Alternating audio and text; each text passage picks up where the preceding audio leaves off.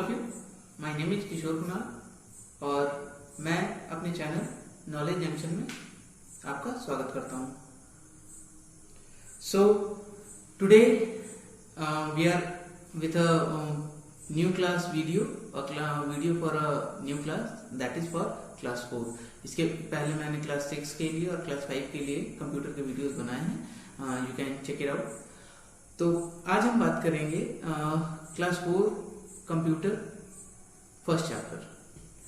मैं एकदम कंसाइज रहूंगा, एकदम सिंपल रहूंगा ताकि चीजें आप लोगों को इजीली समझ में आए। ओके, सो हमारा पहला चैप्टर जो है वो है हार्डवेयर एंड सॉफ्टवेयर।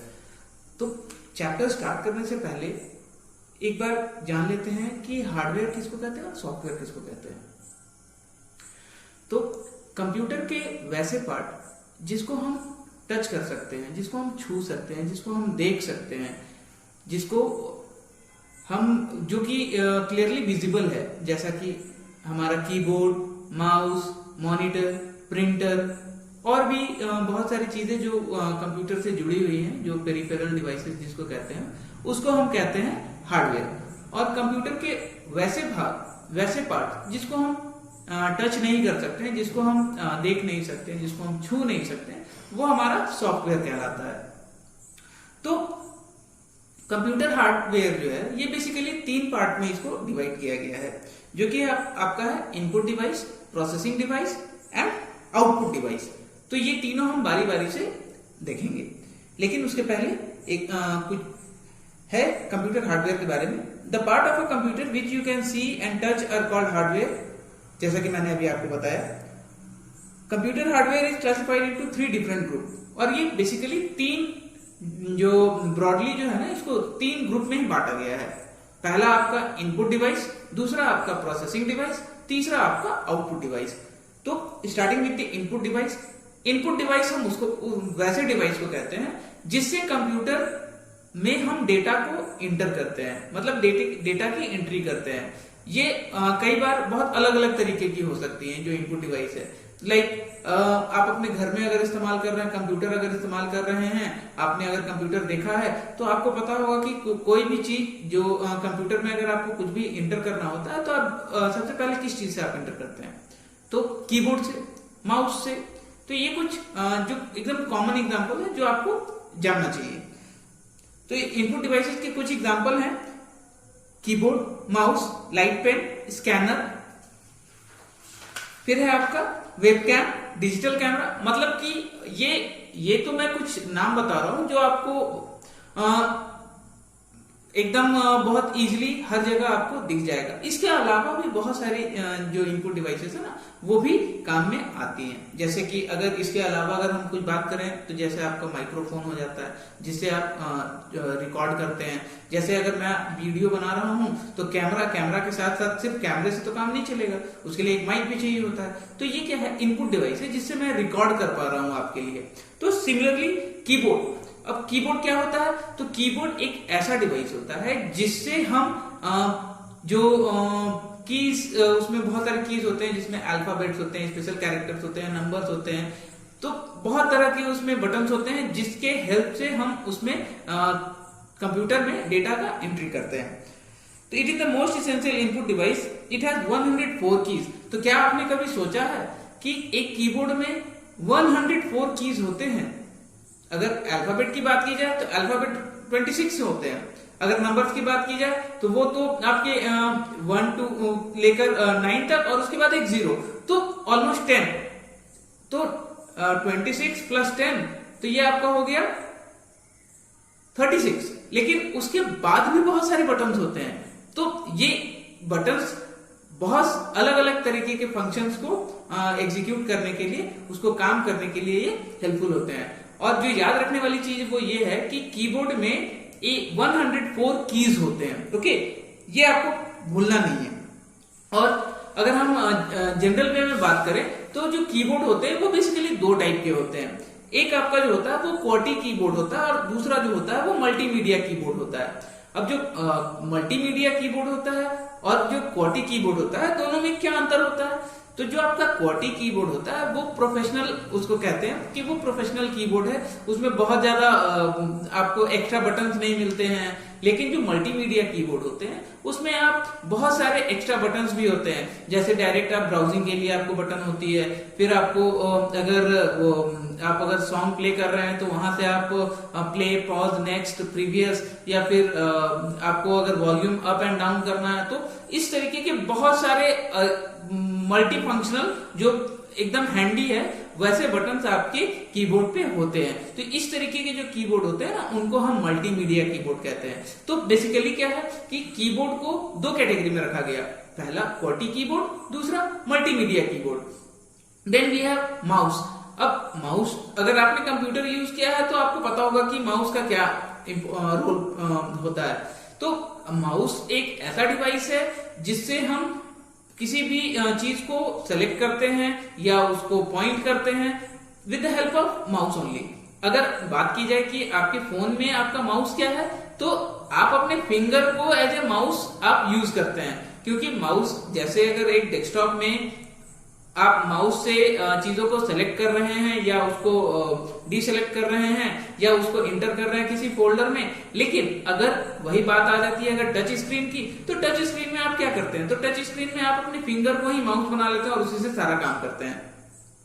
तो अब ब्रॉडर वे में जो माउस है इसको भी बेसिकली दो भाग में इसको भी बांटा गया, एक आपका मैकेनिकल माउस और दूसरा है आपका ऑप्टिकल माउस। अब मैकेनिकल माउस किसको कहते हैं, तो मैकेनिकल माउस एक ऐसा माउस होता है ना जिसमें एक बॉल होता है, ठीक है, जो वो बॉल जब मूव करती है तब माउस जिस डायरेक्शन में आप ले जाते हैं वो उसी हिसाब से काम करता है। लेकिन जो ऑप्टिकल माउस होता है वो एक ऐसा माउस होता है ना जिसमें एलईडी लाइट लगी हुई होती है और उसी से वो डिटेक्ट करता है मूवमेंट को।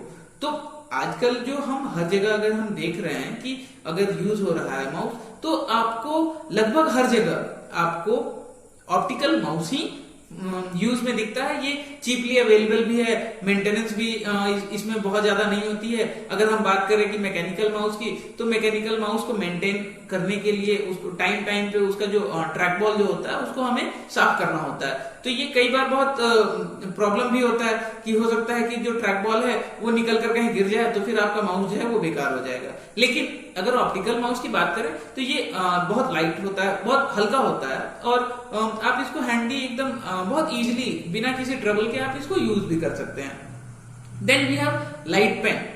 तो लाइट पेन क्या होता है, तो a light pen is a digital pen. It is used to point, select and draw object by placing it directly on the computer screen. तो ये एक ऐसा पेन होता है ना जिसका इस्तेमाल हम कंप्यूटर स्क्रीन पे डायरेक्टली टच करके उसी पेन से, उस पेन से, अब जो लाइट पेन होता है ऐसा नहीं कि उस पेन में लाइट जलती है, बिल्कुल नहीं, एक ऐसा पेन होता है जिससे हम कंप्यूटर स्क्रीन पे डायरेक्टली लिखते हैं। हाँ, लेकिन अगर इस पेन से अगर हम चाहें कि पेन या पेपर या कॉपी या बुक पे कहीं और किसी और सरफेस पे लिखने के लिए, तो हम इसका इस्तेमाल नहीं कर पाएंगे।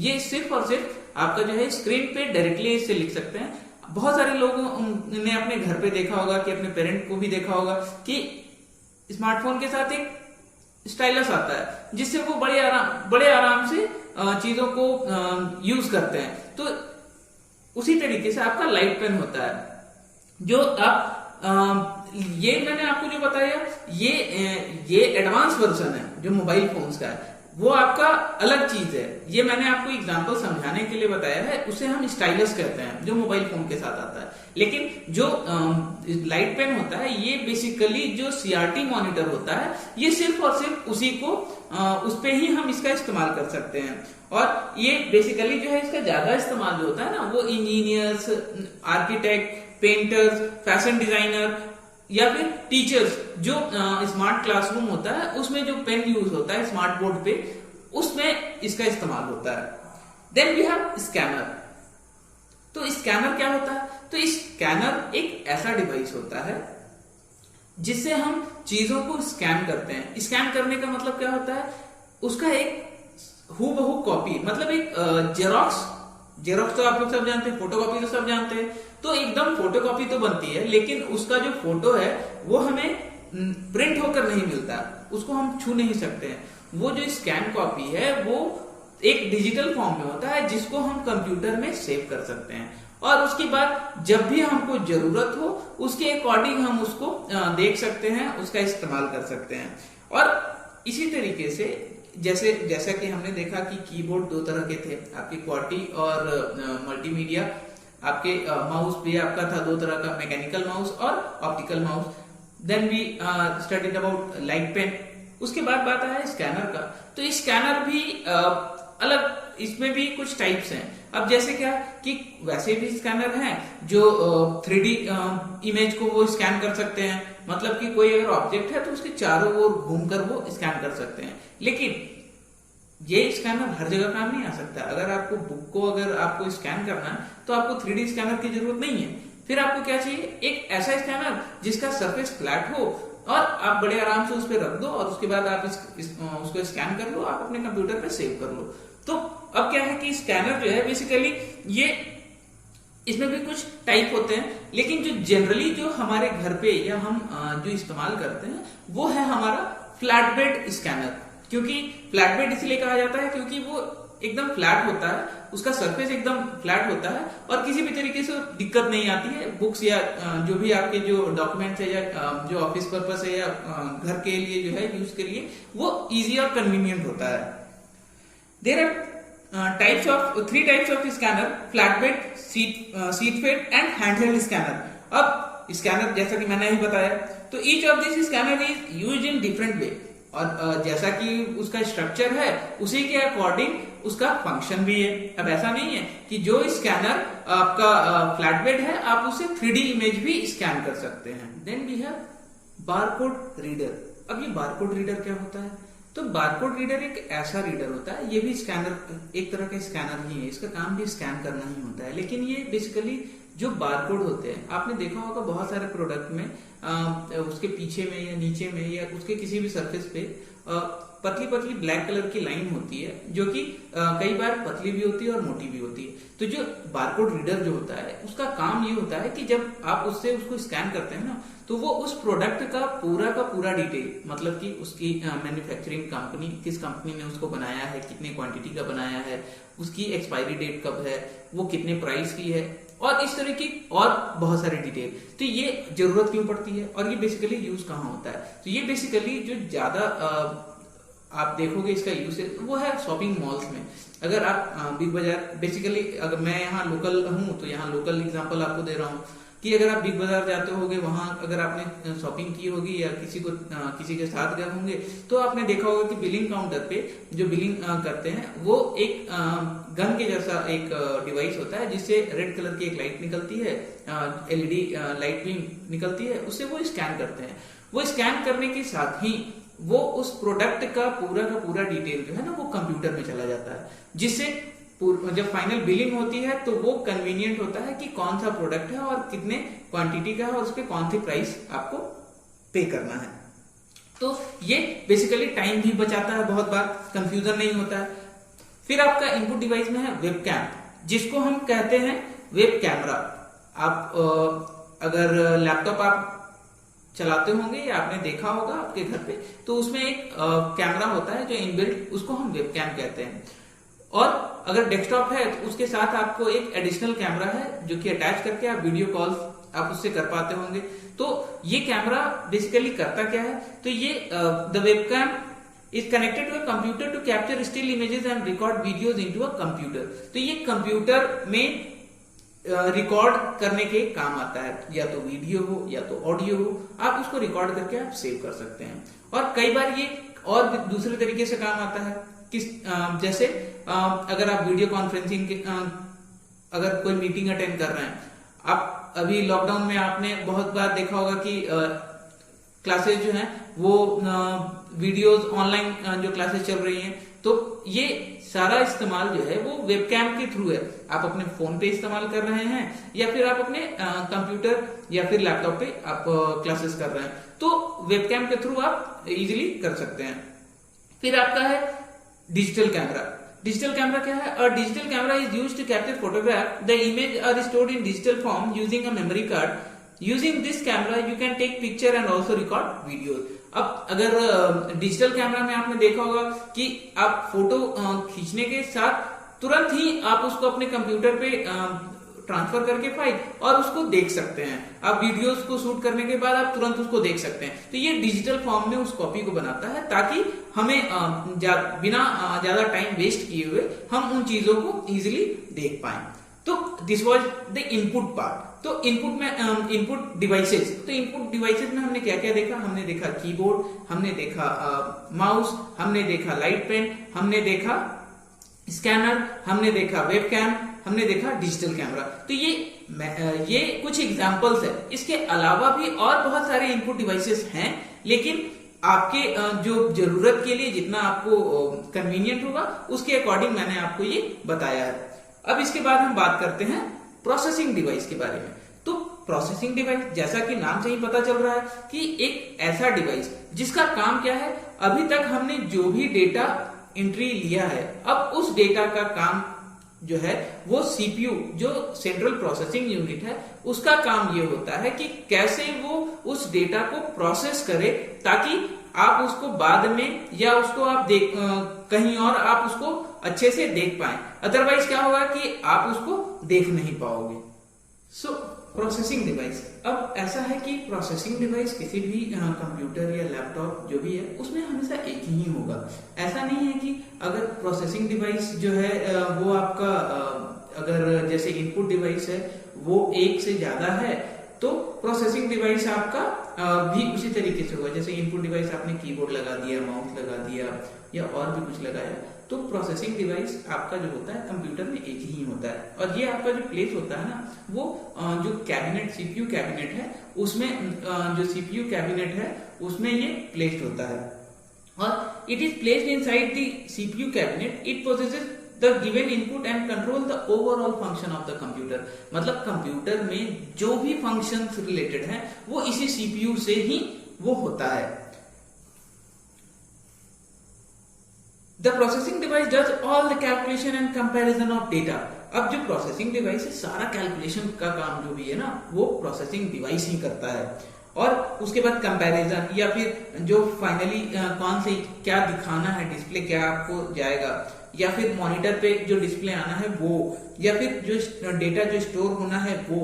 तो इस तरीके से अलग अलग जो उसका कंप्यूटर का जो भी फंक्शन है वो ओवरऑल कंट्रोल कौन करता है, तो सीपीयू का जो है वो ही कंट्रोल करता है। इसीलिए हम सीपीयू को जो है ना वो ब्रेन कहते हैं कंप्यूटर का।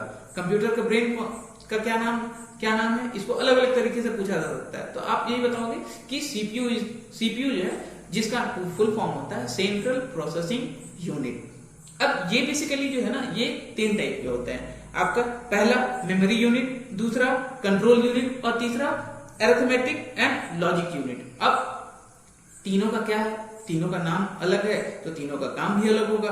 अब आपका जो पहला मेमोरी यूनिट का काम क्या है, it stores data and instruction which can be recalled any time you want. अब जो भी हम डेटा इसमें स्टोर कर रहे हैं, मतलब जो भी हम इसमें फाइल को सेव कर रहे हैं, तो जब भी हमको उसका जरूरत होगा हम उसको वापस से ढूंढ सकते हैं, देख सकते हैं कि कहाँ है।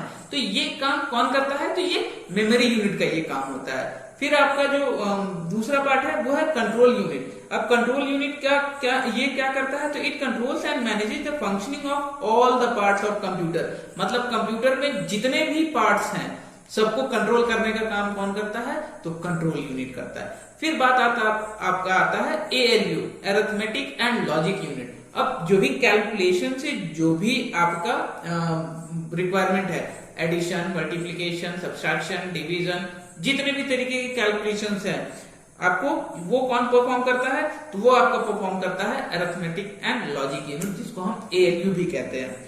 देन ये आपका जो इसके कुछ एग्जांपल जैसे हैं finding the greater number, smaller number, और इस तरीके से जो भी कैलकुलेशन वाला जो पार्ट है ना वो आपका प्रोसेसिंग यूनिट में आता है। तो हमने देखा इनपुट डिवाइसेस, हमने देखा processing devices. Now we have the third and the last, that is output device. Output device हम किसको कहते हैं, तो जैसा कि नाम से हमें पता चल रहा है, आउटपुट एक ऐसा डिवाइस जिससे हमें आउटपुट मिलता है। मतलब कि जो अभी तक डेटा हमने डाला कंप्यूटर ने उसको प्रोसेस किया, अब प्रोसेस करने के बाद हमें क्या चाहिए, हमें उसका आउटपुट चाहिए कि जो हमने डाला उसमें एंट्री जो की डेटा वो प्रोसेस हो गया, तो वो क्या हमने सही चीज डाला था या नहीं डाला। कई बार होता है कि जब हम उसमें कुछ टाइप कर रहे हैं तो हो सकता है कि कुछ गलती है या नहीं हमें पता ही नहीं चल रहा है, लेकिन जैसे आउटपुट आता है अब ये चीजें इतनी जल्दी होती हैं कि आपको पता भी नहीं चलता। जैसे अगर आप कीबोर्ड में अगर कुछ लिख रहे हैं और लिखने के साथ ही अगर वो डिस्प्ले पे आपको दिख रहा है, मतलब कि वो प्रोसेस होने का काम हो गया और आपको अब डिस्प्ले पे आ गया। तो जो डिस्प्ले पे आ गया दैट मीन्स कि वो आपका आउटपुट मिल गया। तो इसी तरीके से अब आउटपुट का सबसे बेस्ट एग्जांपल जो है जिसके बिना कोई भी डिवाइस काम ही नहीं कर सकता है, तो वो आपका क्या होगा, तो वो आपका मॉनिटर होगा। अब ऐसा है कि अगर किसी के पास कोई कंप्यूटर है और अगर प्रिंटर नहीं है तो भी हम काम तो कर ही सकते हैं, क्योंकि अगर प्रिंटर एक आउटपुट डिवाइस है उसके बिना हम काम कर सकते हैं। लेकिन बिना एक मॉनिटर के क्या आप कंप्यूटर ऑपरेट कर पाएंगे? कुछ लोग कहेंगे कि हाँ कर सकते हैं, कुछ लोग कहेंगे कि नहीं कर सकते हैं। तो जो कर सकते हैं वो सिर्फ अपने एकदम एक्यूरेसी पर ही वो काम कर पाएंगे, अदरवाइज जो जनरल यूजर हैं वो नहीं कर पाएंगे यूज, क्योंकि हमें दिखेगा ही नहीं तो हमें पता कैसे चलेगा कि हमने जो एंट्री की वो सही है या नहीं है। तो अब जो इसकी यूज के अनुसार और मॉनिटर जो है ना, अलग अलग तरीके के मॉनिटर्स आपको जानना होगा। तो बेसिकली मॉनिटर भी जो है ये 3 टाइप के हैं। पहला है आपका CRT, दूसरा है आपका LCD और तीसरा है आपका LED। अब ये तीनों मॉनिटर जो है ना, जैसे जैसे डेवलपमेंट हुआ, जैसे जैसे इवोल्यूशन हुआ, जैसे जैसे आपका समय के साथ उसमें चेंजेस आया, तो जो CRT मॉनिटर्स हैं ये काफी बल्की साइज होता था, काफी बड़ा साइज होता था और बहुत ज्यादा इलेक्ट्रिसिटी भी कंज्यूम करता था और जनरली जो है ये काफी सस्ता होता था, बहुत एक्सपेंसिव नहीं होता था। लेकिन ये ऐसा है कि उसमें जो आपको पिक्चर क्वालिटी जो मिलती थी या जो उसका पावर कंजम्पशन था, तो वो सेटिस्फैक्शन नहीं मिलता था। तो उसके बाद फिर हमारा आया LCD। तो these monitors are light and weight and consume less power as compared to CRT monitor। अब CRT मॉनिटर में जितना इलेक्ट्रिसिटी कंज्यूम होता था उससे कम कंज्यूम होने लगा किसमें, LCD में, और पिक्चर क्वालिटी भी इनहांस हो गया और बेहतर हो गया। देन वी हैव LED, जो कि आजकल हर जगह आपको दिख रहा है। आपके टीवीज, आपके जो कंप्यूटर स्क्रीन है या फिर आपके जो लैपटॉप स्क्रीन है, वो सब अब LEDs में हो गए हैं। तो जिसकी वजह से क्या है कि उसका जो एक तो जो आपका पावर कंजम्पशन वो एकदम कम हो गया, दूसरा क्या है जो पिक्चर क्वालिटी है वो इनहांस हो गया, उसकी शार्पनेस बढ़ गई। और आजकल जो ज्यादातर यूज में है वो आपका LED मॉनिटर्स ही हैं। देन वी हैव प्रिंटर तो सब लोग जानते हैं। प्रिंटर का काम क्या होता है, तो किसी भी चीज को प्रिंट करके हम उसको देख पाते हैं। तो बेसिकली ये आउटपुट का एक ऐसा सोर्स है जहां पे मॉनिटर में क्या था कि जब वो डिस्प्ले पे आ जाता है तब आउटपुट आपको मिल गया, क्योंकि मॉनिटर इससे ज्यादा काम नहीं कर सकता है, वो आपको दिखा सकता है, आप उसको हाथ से छू नहीं सकते हो, आप मॉनिटर को छू सकते हो। लेकिन अगर प्रिंटर का बात करें तो प्रिंटर एक ऐसा डिवाइस है जिसमें आप उस जो भी आपने डॉक्यूमेंट है उसको आप प्रिंट निकालते हो और आप उसको अपने हाथ में छूकर देख सकते हो। तो अब इसी तरीके से प्रिंटर अलग अलग तरीके का होता है, जैसे कि आपका डॉट मैट्रिक्स प्रिंटर, फिर है आपका इंकजेट प्रिंटर और आपका है लेजर प्रिंटर। तो अब ये प्रिंटर जो अलग अलग कैटेगरी के प्रिंटर है तो इसका कुछ अलग अलग काम फंक्शन की वजह से, जैसे आपका जो डॉट मैट्रिक्स प्रिंटर है, it print text and graphics bye striking on the paper. मतलब ये एक ऐसा प्रिंटर है जिसपे प्रिंट जो है ना वो उस पे स्ट्राइक करके, मतलब कि उसको हर बार टच करने के बाद ही पेपर वो प्रिंट करता है। दूसरा है आपका inkjet printer. An inkjet printer print the text and graphics by spraying small drop. और ये क्या करता है ना कि पेपर पे एकदम फाइन ड्रॉप्स जो है ना उसको स्प्रे करके, वो इतना फाइन होता है कि हमें और आपको वो दिखेगा ही नहीं, वो प्रिंट होकर निकल जाएगा और हमें पता भी नहीं चलेगा कि वो प्रिंट कैसे हुआ। तो अब इसकी वजह से ये डॉट मैट्रिक्स प्रिंटर इसको कहा जाता है। और जो आपका डॉट मैट्रिक्स प्रिंटर है ये आपका सिर्फ ब्लैक एंड व्हाइट होता है, मतलब कि इससे आप कलर प्रिंट नहीं निकाल सकते हैं। लेकिन जो आपका इंकजेट प्रिंटर है ना, इससे आप कलर प्रिंट भी आप निकाल सकते हैं। Then we have laser printer. अब लेजर प्रिंटर का काम क्या होता है, it is the latest type of printer. This type of printer uses laser beam to print the output. It print very fast, it produces black and white as well as coloured input. अब आज के समय में क्या है, लोगों के पास time बहुत कम है, बहुत इम्पोर्टेंट रोल प्ले करता है, क्योंकि हमारे पास इतना समय नहीं है कि हम एक अगर बहुत ज्यादा प्रिंट चाहिए होगा तो हम दिन भर उसके लिए वेट करें, हमें चीजें कम समय में चाहिए। तो अब लेजर प्रिंटर वही काम करता है कि कम से कम समय में आपको प्रिंट, अच्छी क्वालिटी में प्रिंट आपको ये मिल जाता है। Then we have plotter. जो प्लॉटर का काम क्या है कि प्लॉटर एक ऐसा प्रिंटर है ना जो कि बड़े सरफेस पे प्रिंट करने का ये काम करता है। बड़ा सरफेस जैसे आपने देखा होगा रोड साइड में जो बैनर्स है या होर्डिंग्स है, जो बहुत बड़े बड़े वो पेपर के नहीं होते, कई बार वो फ्लेक्स के होते हैं, जो प्लास्टिक कोटेड होता है, उसपे जो भी प्रिंट होता है ना उसको हम कहते हैं क्या, उसको हम फ्लेक्स कहते हैं। और जो प्लॉटर होता है ना ये अलग अलग तरह के सरफेस पे प्रिंट कर सकता है, जैसे कॉफी मग हो गया या फिर कोई मार्बल हो गया, टाइल्स हो गया, तो अनइवन सरफेसेस जो है ना उस पे भी ये प्रिंट करने के काम आता है। तो this they are commonly used for printing designs of buildings, houses, shapes, machinery, posters and so on. Plotters are highly expensive as compared to printer. तो ये बेसिकली क्या होता है कि ये बहुत एक्सपेंसिव होता है, हम और आप इसको घर पे मतलब इस्तेमाल करने के लिए इसको ये फिजिबल नहीं होगा, इसीलिए हम अपने घर पे जो यूज करने के लिए, अगर हमारा यूसेज कम है, ब्लैक एंड व्हाइट का है, तो हम कौन सा प्रिंटर यूज करेंगे, तो हम डॉट मैट्रिक्स प्रिंटर यूज करेंगे। और अगर हमारा कलर का भी अगर रिक्वायरमेंट है तो हम लेजर प्रिंटर का इस्तेमाल करेंगे। फिर आपका है प्रोजेक्टर। तो प्रोजेक्टर एक ऐसा आउटपुट डिवाइस है जिसका काम क्या होता है, तो ये जो भी इमेज है ना उसको ये इनलार्ज फॉर्म में आपको एक फ्लैट सरफेस पे, चाहे वो वॉल हो, व्हाइट बोर्ड हो या कर्टेन हो, उस पे प्रोजेक्ट करके हम उसको जब लार्जर स्क्रीन पे दिखाते हैं तो वो होता है हमारा प्रोजेक्टर। इसका एक बहुत बेस्ट एग्जांपल है, जब आप मूवी देखने जाते हो सिनेमा हॉल में, वहां पे आपको जो स्क्रीन पे दिखता है वो it is projected on the screen so that एक बड़े स्क्रीन पे आप उसको मूवी को अच्छे से एंजॉय कर पाए। लेकिन अगर छोटे स्केल पे बात की जाए तो सेमिनार्स है या फिर जो स्मार्ट क्लासेस है या वर्कशॉप्स है, तो ये वहां पे भी इस्तेमाल किया जाता है, ताकि अब जो लैपटॉप है या कंप्यूटर है उसके स्क्रीन को सबको नहीं दिखाया जा सकता, क्योंकि वो साइज में इतना बड़ा नहीं होता है कि वो एक बार में बहुत ज्यादा लोग उसको देख पाए। इसीलिए हम प्रोजेक्टर का इस्तेमाल करते हैं कि बड़े से स्क्रीन पे उसको कन्वर्ट करके, उसको प्रोजेक्ट करके और ज्यादा से ज्यादा लोगों को एक बार में हम उसको दिखा पाए। तो दिस वाज द प्रोजेक्टर।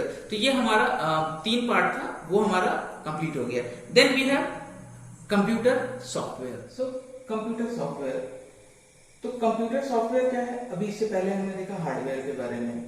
तो computer software is a non physical part of a computer that can neither be seen nor touch.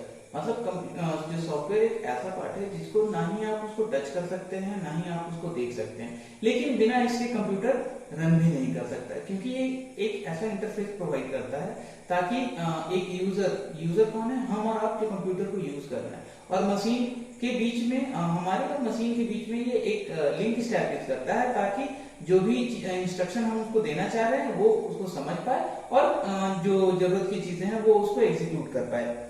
तो software is a set of instruction given to a computer to perform a task. These instructions tell a computer what to do. A software is also called a program.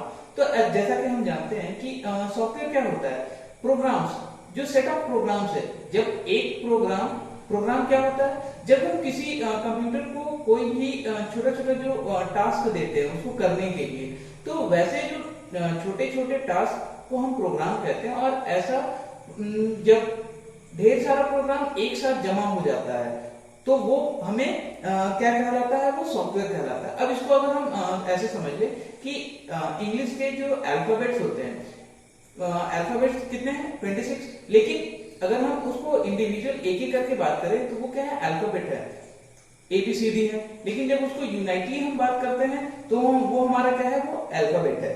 तो you have learned that the CPU has a memory unit that stores all the instruction and data। तो जैसा कि हमने processing वाले part में देखा था, processing device में हमने देखा था कि जो CPU है वो उसके पास मेमोरी यूनिट होता है और वो उसमें डेटा स्टोर होता है, और जिससे फिर जो भी इंस्ट्रक्शन उसको दिए जाते हैं कंप्यूटर को, वो पहले से उसमें फीडेड होते हैं, जिसकी वजह से वो आराम से एग्जीक्यूट कर पाता है। तो जो मेमोरी यूनिट है इसमें सारा डेटा जो होता है वो स्टोर होता है। All the part of computer system are connected to each other through the CPU. और कंप्यूटर के जितने सारे जो पार्ट्स हैं वो सारे आपके सीपीयू से कनेक्टेड होते हैं। और इसीलिए फिर जो अब अगर ब्रॉडर लेवल पर अगर हम देखें तो जो हमारा सॉफ्टवेयर है ये बेसिकली दो पार्ट में डिवाइडेड होता है। कौन सा? तो सिस्टम सॉफ्टवेयर और एप्लीकेशन सॉफ्टवेयर। हम देखते हैं दोनों को एक बारी बारी से। तो सिस्टम सॉफ्टवेयर क्या होता है? तो सिस्टम सॉफ्टवेयर एक ऐसा सॉफ्टवेयर होता है जो कि सिस्टम में बिना उसके वो रन नहीं कर सकता है, इसलिए हम उसको ऑपरेटिंग सिस्टम भी कहते हैं। तो ऑपरेटिंग सिस्टम एक ऐसा सॉफ्टवेयर होता है। Operating system is a type of system software which act as a link between the various part of a computer and the user. जैसा कि हमने पहले बात किया, the computer and the user it make a computer run. और अगर हम operating system के बिना अगर किसी कंप्यूटर को रन करना चाहेंगे तो वो पॉसिबल ही नहीं है। और अगर हम जनरली बात करें तो कुछ ऑपरेटिंग सिस्टम हैं जो कि बहुत फेमिलियर है और बहुत कॉमन है, जो आपको हमारे यहाँ मतलब कि इंडिया में या आपके आसपास में वो आपको दिख जाएगा। तो उसमें से कुछ ऑपरेटिंग सिस्टम है, वो है मैक, लिनक्स, फिर आपका माइक्रोसॉफ्ट विंडोज, फिर यूनिक्स। ये कुछ ऑपरेटिंग सिस्टम है। लेकिन अगर हम बात करें कि जनरली कौन सा ऑपरेटिंग सिस्टम ज्यादा यूज होता है, तो वो है आपका माइक्रोसॉफ्ट कंपनी का बनाया हुआ विंडोज। और उस विंडोज में भी हम जो अभी प्रेजेंटली यूज कर रहे हैं वो विंडोज 10 यूज कर रहे हैं, तो विंडोज 2010। तो अब क्या है कि ये हमारा अभी तक का लेटेस्ट जो वर्जन है उस ऑपरेटिंग सिस्टम का, उसको हम कह रहे हैं, जिसको हम विंडोज 10 के नाम से जानते हैं। इसके पहले कुछ ऑपरेटिंग सिस्टम थे जिससे पहले हम यूज कर रहे थे, तो वो थे आपके विंडोज 8, फिर विंडोज 7। उसके पहले और भी अगर हम बात करें तो विंडोज विस्टा, फिर विंडोज एक्सपी। कुछ जो पॉपुलर ऑपरेटिंग सिस्टम है वो है आपका विंडोज 10, जो अभी लगभग हर सिस्टम में आपको वो दिख जाएगा। इसके बाद आता है यूटिलिटी सॉफ्टवेयर। यूटिलिटी सॉफ्टवेयर क्या होता है? तो ये एक ऐसा सॉफ्टवेयर होता है जब कई बार आप देखते होंगे कि आपके जो सिस्टम है वो हैंग कर जाता है। वो फ्रीक्वेंटली अगर हैंग कर रहा है तो ये इनबिल्ट सॉफ्टवेयर होता है जिसके यूज से आप छोटी मोटी जो परेशानियां हैं वो आप खुद से उसको रिजॉल्व कर सकते हैं। तो it is the type of system software. If a computer system works slowly or hangs frequently, you can solve this problem using the utility software.